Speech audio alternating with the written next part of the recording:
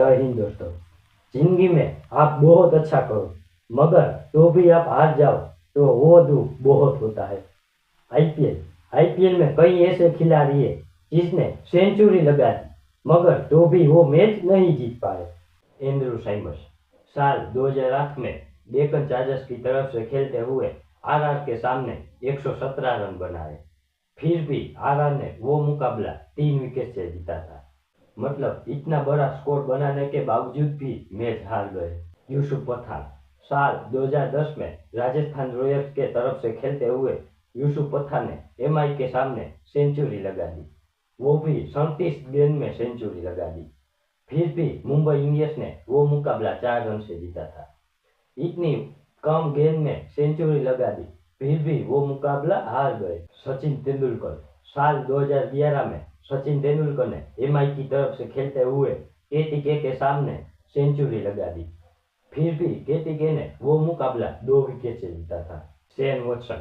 Shane Watson ने RR की तरफ से खेलते हुए सीएसके के सामने 101 रन बनाए और आरआर को 185 तक पहुंचाया, मगर फिर भी सीएसके ने एक गेंद बचते हुए 186 रन बना दिए। रिद्धिमान साहा 2014 के फाइनल में रिद्धिमान साहा ने किंग्स इलेवन पंजाब की तरफ से खेलते हुए 115 रन बनाए। फिर भी केकेआर ने वो मुकाबला 3 विकेट से जीता था और 2014 का खिताब भी अपने नाम किया। अब आम मुकाबला हो तो हम सोचे कि दुख थोड़ा सा कम होता है, मगर फाइनल में इतना ज्यादा रन मारने के बाद भी वो अगर मैच हार जाए तो वो बहुत दुख होता है। आईपीएल 2016 में आरसीबी के विराट कोहली ने गुजरात लायंस के खिलाफ सेंचुरी लगा दी, मगर फिर भी गुजरात लायंस ने वो मुकाबला 3 गेंद शेष रहकर जीत गए।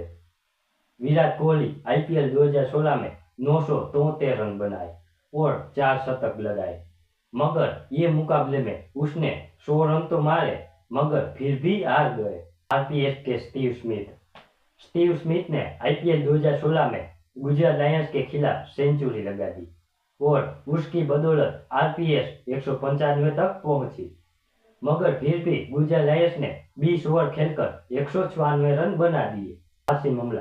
हाशिम अमला ने साल 2017 में किंग्स इलेवन पंजाब के लिए खेलते हुए गुजरात लायंस के खिलाफ 7 गेंदों में 104 रन मारे, मगर फिर भी गुजरात लायंस ने वह मुकाबला 6 विकेट से जीता था। साल 2018 में दिल्ली डेयरडेविल्स के ऋषभ पंत ने सनराइजर्स हैदराबाद के सामने 128 रन मारे, फिर भी सनराइजर्स हैदराबाद ने यह मुकाबला 9 विकेट से जीता था।